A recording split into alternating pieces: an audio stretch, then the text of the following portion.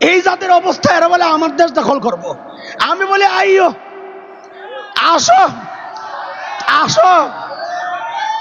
সারা জিন্দেগি যে জিহাদি চেতনা লালন করছি, সুযোগ তো পাচ্ছি না। তুমি না আসলে তোরা প্রয়োগ করার সুযোগ আসছে না। আসো, খেলা হবে ইনশাআল্লাহ। খেলতে চাই, খেলতে চাই। আসো, শুনে নাও, রক্তে কেনাই স্বাধীনতা। যদি আমার স্বাধীনতা, সার্বভৌমত্ব হামলার শিকার হয়, আমরা আজকে কেউ দাঁড়ায় মিলাদ পড়ি, কেউ বসে পড়ি, কেউ বুকে হাত দেই, কেউ নাভির নিচে, কেউ জোরে আমিন বলি, কেউ বলি না, কেউ দাঁড়িপাল্লায়, কেউ ধানের শীষে, কেউ হেফাজত, কেউ জমিয়ত, কেউ চরমনায়। মনে রাখো, যদি ইমান আক্রান্ত হয়, দেশ আক্রান্ত হয়, আর বিচ্ছিন্ন থাকবো না। ৭১-এ দেশ মুক্তির জন্য একবার মুক্তিযুদ্ধ হয়েছে, স্বাধীনতা, সার্বভৌমত্ব, দিন রক্ষায় যদি আরেকটি যুদ্ধের প্রয়োজন হয়, আবার যুদ্ধ হবে, আবার যুদ্ধ হবে।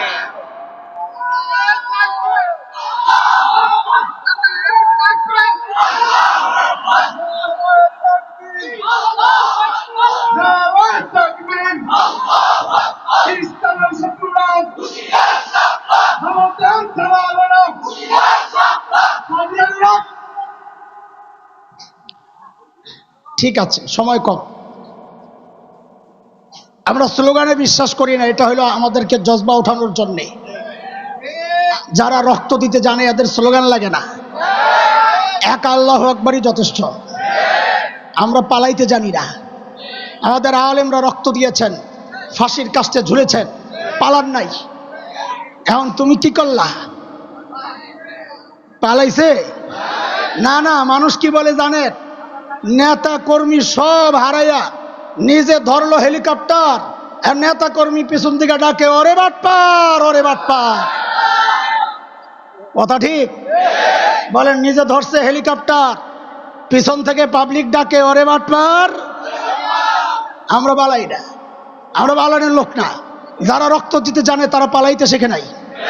মুসলমান রক্ত দিতে জানে, কারণ মুসলমান জানে ও রক্ত দিলে, ও মৃত্যুবরণ করলে ও মৃত্যু নয়, এটা ও জান্নাতে চলে যাবে। যারা শাহাদাতের তামান্না লালন করে তারা পালাইতে জানে না। কথা বলেন না? রক্ত দিতে প্রস্তুত আছি তো ইনশাআল্লাহ? যদি ডাক আসে দেব তো ইনশাআল্লাহ। হ্যাঁ, চূড়ান্ত ডাক আসলে এটা আমাদের স্পষ্ট পয়গাম। এটা কোনো শুধু মুখের বলি না, এটা স্পষ্ট পয়গাম। এটাই আমাদের ইতিহাস। ওলামাদের রক্ত যখন এই জমিন স্পর্শ করেছিল, ব্রিটিশ লাল কুত্তারা পালাতে বাধ্য হয়েছিল।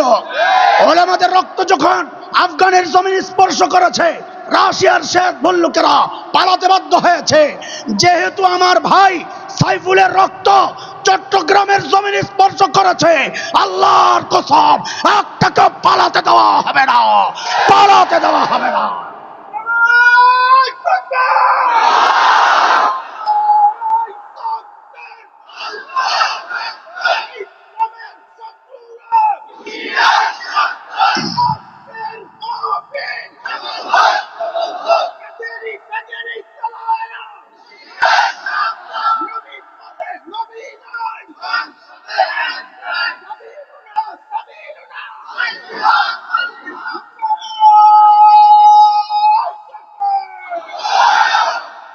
মোহতারাম হাজরিন, ফিনিশিং দিতে হবে আমার। এতক্ষণ যা বলেছি 3টা কথা মুখস্থ করাইতেছি। কয় কথা বলেছি খেয়াল করেন। 1 নম্বর কথা হচ্ছে, শয়তানের চূড়ান্ত টার্গেট হচ্ছে বান্দাকে রব থেকে বিচ্ছিন্ন করা। এটা বুঝতে পেরেছেন আমার আলোচনায়? 2 নম্বর টার্গেট হচ্ছে, এই কাজটা করতে সে যে পদ্ধতি গ্রহণ করেছে সেটা হচ্ছে বান্দাকে কোরআন থেকে দূরে সরানো। বুঝেছেন? 3 নম্বর কথা হয়েছে আলোচনা এতক্ষণ, শয়তান এই কাজ করতে যায় পদ্ধতি একটা গ্রহণ করে না, কমপক্ষে 4টা। ঠিক আছে না? দেখেন, আমরা যে আয়াত পড়েছিলাম, আমার ভাই যে আয়াত তিলাওয়াত করে চলে গেছেন, সেই আয়াতকে সূত্র করে আমি কথা শুরু করেছিলাম। সূরা আহজাব, সূরা হামিম আস-সিজদা 26 নম্বর আয়াত, 24 নম্বর পারা, হাফিজে কোরআন শরীফের 18 নম্বর পৃষ্ঠা। ওই আয়াতকে সামনে রেখে যে আলোচনা শুরু করেছিলাম, ওই সময়ের আবু জাহেলদেরকে দিয়া শয়তান বলাতো, লা তাসমাউ লিহাযাল কোরআন ওয়ালগাউ ফি, কোরআন শুনবা না, কাউকে শুনতে দিবা না। আপনি কি মনে করেছেন এই যুগের আবু জাহেলদেরকে দিয়াও শয়তান একই কথা বলাবে, পদ্ধতি একটাই গ্রহণ করবে? না না না, শয়তান তো ওরে বাটপার। বাটপাররা কোনোদিন মানুষকে এক পদ্ধতিতে ধোঁকা দেয় না। সময়ের আলেম হিসাবে আমাদের জিম্মেদারি হচ্ছে আপনাদের চোখে আঙ্গুল দিয়ে দেখায় দেওয়া যে এই যুগে শয়তান কোন কোন পদ্ধতি গ্রহণ করে মানুষকে কোরআন থেকে দূরে সরায়। দেখেন, আমার হাতে সময় নাই, না হয় ওই 4টা পদ্ধতি আমি দেখাতাম। শুধু একটা পদ্ধতি আপনাদেরকে দেখাই, সেটা হচ্ছে অপপ্রচার, অপব্যাখ্যার মাধ্যমেও শয়তান মানুষকে কোরআন থেকে দূরে সরানোর চক্রান্ত করে। একটা উদাহরণ আপনাদেরকে আমি শোনাই। বাংলাদেশের জাতীয় দিবস যেগুলো আছে, কত 16ই ডিসেম্বর। আমারে ভুল বুঝছেন না, আমি আপনাকে হিতাকাঙ্ক্ষী। বাপরে বাপ, ভারত যার হিতাকাঙ্ক্ষী হয় ওর আর শত্রু লাগে না। কি মোহাব্বত, পেজ দেই তুম করে, তাও তোমরা আম করলে এমন করো। লাগবো না তোকে পেজ, তোরা খা। আম করে শিখায়া গেছে না, পেজ না থাকলে পেজ সারা তরকারি রান্দা খামু না, পেজ কি আয় যায়। আনি নাই কয়দিন, এখন দিয়ে বস্তার সামনে লয়ে বয়ে কান দে, আরে পেজ দিয়া কি করুম। কারণ ওরা যে কাঞ্জুসের কাঞ্জুস, আমগো মতো এত পেজ খায় না তো। আর না খায় মরবো, ব্যস্তও পারে না, খাইতেও পারে না। খাইতে লাগলো মায়া লাগে, ব্যস্ত লাগলো কাস্টমার পায় না। ওরা কেইসা কাঞ্জুসের কাঞ্জুস। দুপুরবেলা গেছে ভাই বোনের বাড়িতে বেড়াইতে, কলিং বেল টিপে দরজা খোলে না, দরজা নক করে দরজা খোলে না। ভাই বুঝছে বোন কিল লাগা দরজা খোলে না, তো জানালার কাছে দিয়া বলে, বোন রে আমি কিন্তু দুপুরে খেয়ে আসছি। যেই বই এটা কইছে বোন ভিতর থেকে কত আগে বলবি না। এই যাদের অবস্থা, এরা পেস খাইবো কোত্থেকা।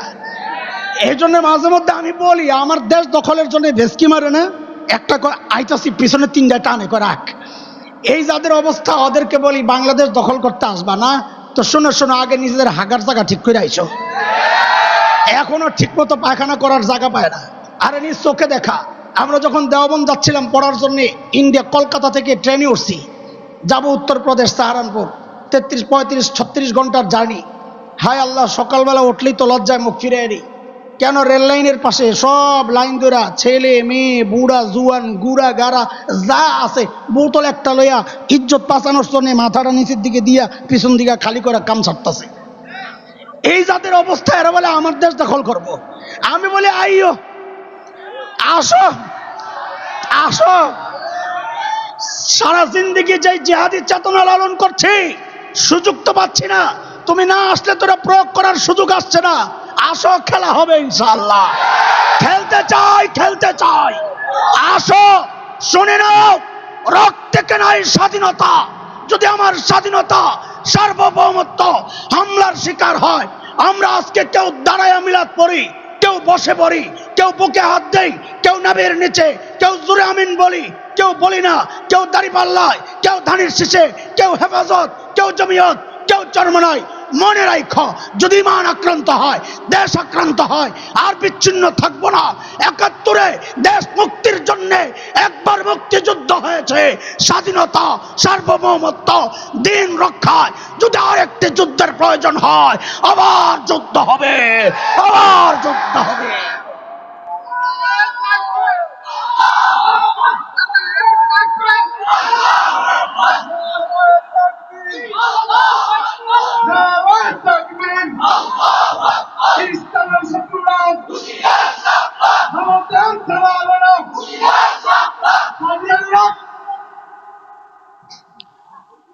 ঠিক আছে, সময় কম।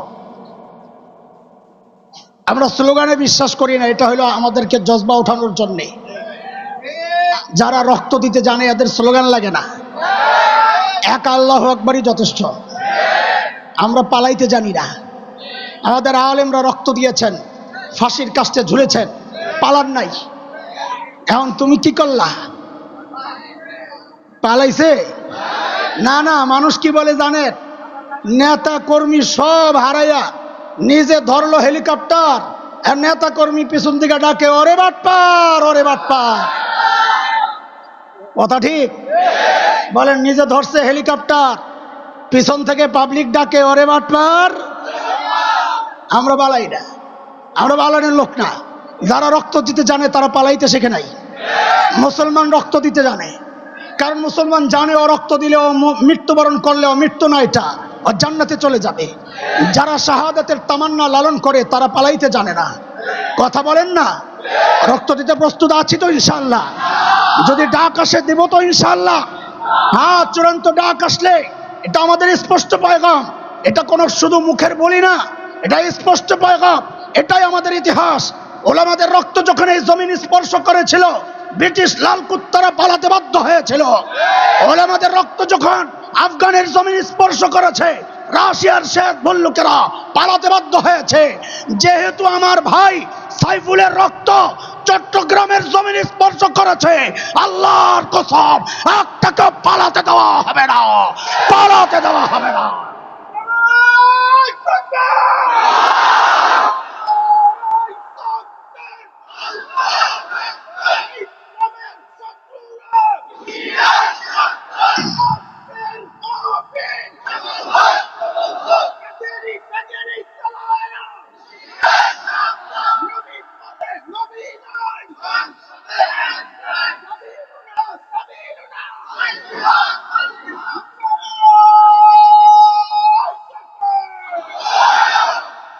মোহতারাম হাজরিন, ফিনিশিং দিতে হবে আমার।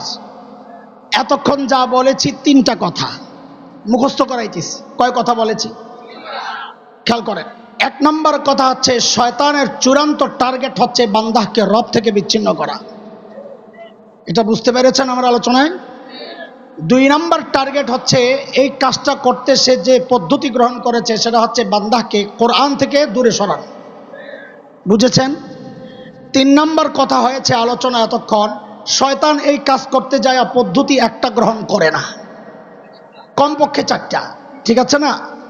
দেখেন, আমরা যে আয়াত পড়েছিলাম, আমার ভাই যে আয়াত তিলাওয়াত করে চলে গেছেন, সেই আয়াতকে সূত্র করে আমি কথা শুরু করেছিলাম। সূরা আহজাব, সূরা হামিম আস-সিজদা 26 নম্বর আয়াত, 24 নম্বর পারা, হাফিজ কোরআন শরীফের 18 নম্বর পৃষ্ঠা। ওই আয়াতকে সামনে রেখে যে আলোচনা শুরু করেছিলাম, ওই সময়ের আবু জাহেলদেরকে দিয়া শয়তান বলাতো, লা তাসমাউ লিহাযাল কোরআন ওয়ালগাউ ফি, কোরআন শুনবা না, কাউকে শুনতে দিবা না। আপনি কি মনে করেছেন এই যুগের আবু জাহেলদেরকে দিয়াও শয়তান একই কথা বলাবে, পদ্ধতি একটাই গ্রহণ করবে? না না না, শয়তান তো ওরে বাটপার। বাটপাররা কোনোদিন মানুষকে এক পদ্ধতিতে ধোঁকা দেয় না। সময়ের আলেম হিসাবে আমাদের জিম্মাদারি হচ্ছে আপনাদের চোখে আঙ্গুল দিয়ে দেখায় দেওয়া যে এই যুগে শয়তান কোন কোন পদ্ধতি গ্রহণ করে মানুষকে কোরআন থেকে দূরে সরায়। দেখেন, আমার হাতে সময় নাই, না হয় ওই চারটা পদ্ধতি আমি দেখাতাম। শুধু একটা পদ্ধতি আপনাদেরকে দেখাই, সেটা হচ্ছে অপপ্রচার, অপব্যাখ্যার মাধ্যমেও শয়তান মানুষকে কোরআন থেকে দূরে সরানোর চক্রান্ত করে। একটা উদাহরণ আপনাদেরকে আমি শোনাই। বাংলাদেশের জাতীয় দিবস যেগুলো আছে, কত 16ই ডিসেম্বর, 26 মার্চ, 21 ফেব্রুয়ারি, ভবিষ্যতে 5ই আগস্ট হইতে পারে, এটা এমন একটা দিবসও হইতে পারে। তো আমরা চাই হোক 16 ডিসেম্বর দেশ স্বাধীন হয়েছে পাকিস্তানি হায়না এবং রাজাকারদের হাত থেকে, আর 5ই আগস্ট দেশ স্বাধীন হয়েছে ভারতীয় রাজাকারদের হাত থেকে।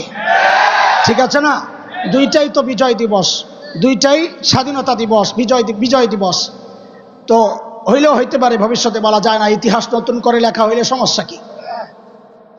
মোহতারাম হাজরিন, ওই জাতীয় দিবসগুলোতে আমরা লক্ষ্য করি বিভিন্ন স্কুল কলেজে খেলাধুলার প্রতিযোগিতা হয় না?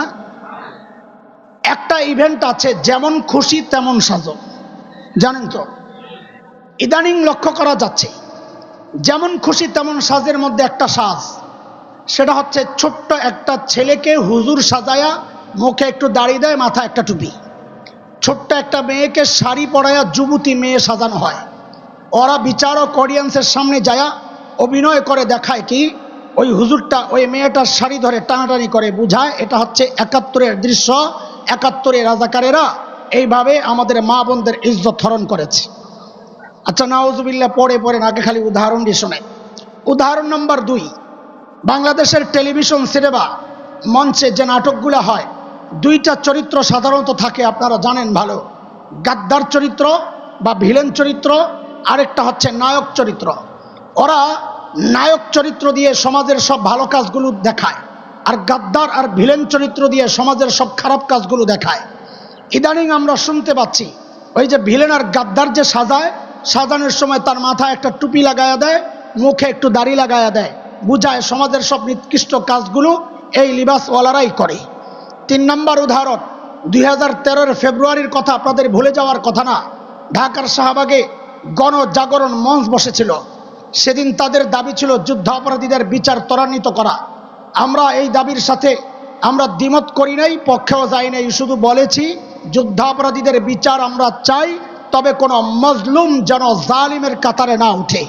বরং তাই দেখেছি, আল্লামা সাঈদীর মতো মানুষ, তিনি কোনো জুলুম করেন নাই, তিনি কাউকে ধর্ষণ করেন নাই, তিনি কারো ঘরে আগুন দেন নাই। তার একটাই দোষ ছিল, তিনি আধিপত্যবাদী ভারতীয়দের বিরুদ্ধে আওয়াজ উঠাইছিলেন। সেই আওয়াজ গুঞ্জরিত হয় আজকে সারা বাংলাদেশে, সেটা উচ্চারিত হচ্ছে। তিনি আর প্রবর্তক, আমি বলি, তিনি এই আওয়াজটা উঠাইছিলেন, এটাই হচ্ছে তার অপরাধ। এই অপরাধে ভারতীয় দোসররা তার বিরুদ্ধে লেগেছিলেন। হ্যাঁ, এই জন্যে আল্লাহ তাআলা ফলাফলও দেখাইছে। যেই কালামানিকটা তার ফাঁসি চেয়েছিল, সেই কালামানিককারে পাবলিক পিটায়া সাপের মতো কলা পাতায় শোয়া রাখছে। আমি বলি, এতেই তার দায় শেষ হয় নাই। এই কুলাঙ্গার রে ওই সংসদের সামনে উল্টা করে ঝুলাইয়া ব্লেড দিয়ে টুকরা টুকরা করে কাটা দরকার।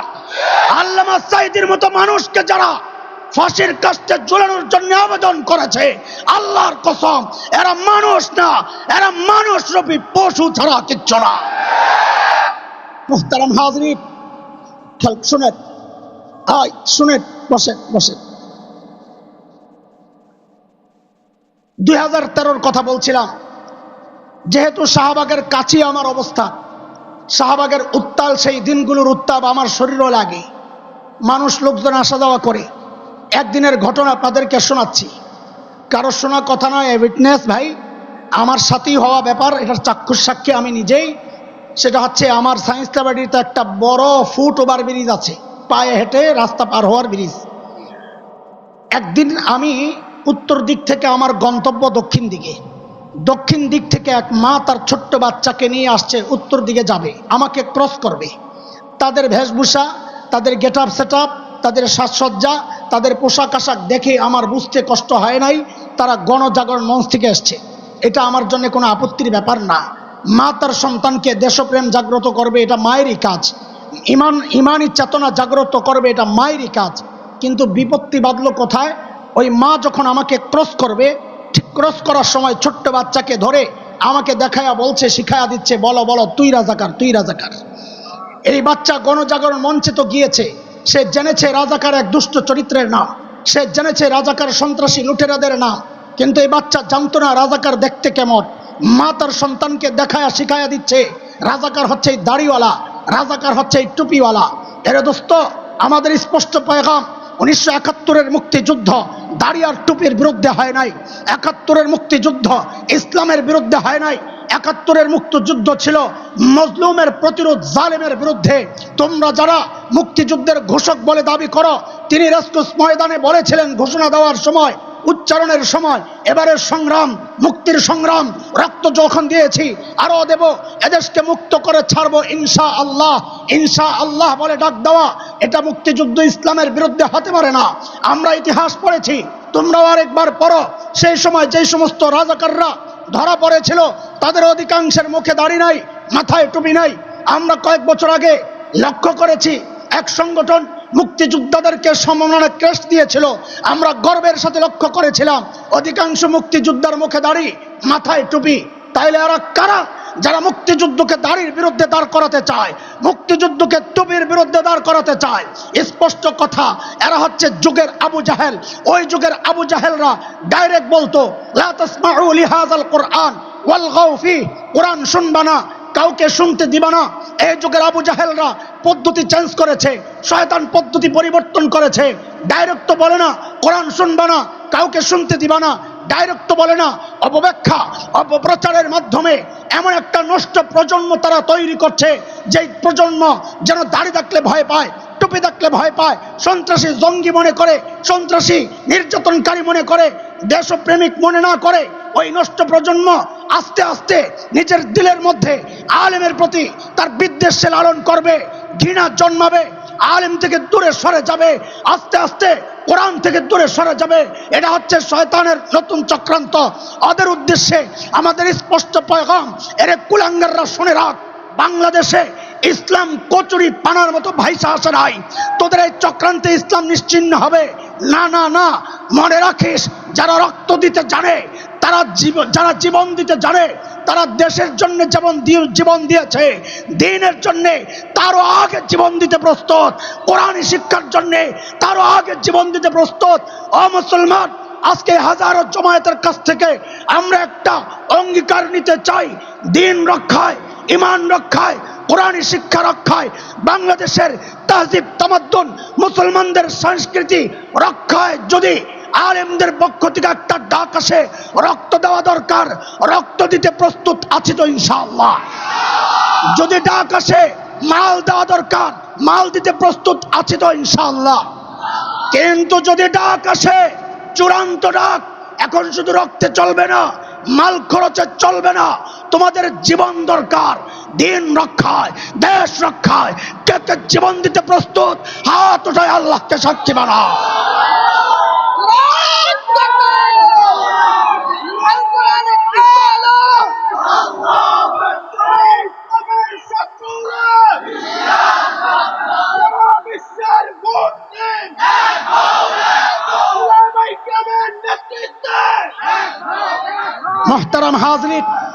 মোহতারাম হাজরিন, আল্লাহ তাআলা বাংলাদেশকে দেশি বিদেশি সকল চক্রান্ত থেকে হেফাজত করেন।